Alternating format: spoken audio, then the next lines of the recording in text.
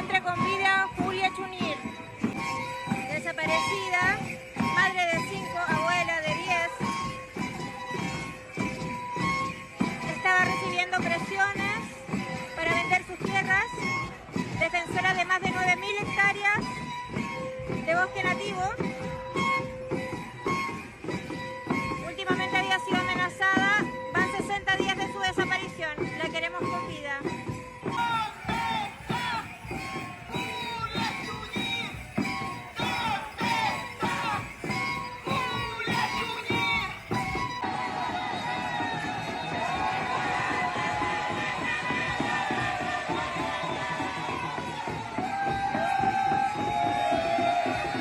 Que el Nehuen de nuestros ancestros y la Ñuquemapu nos ayuden a encontrarla.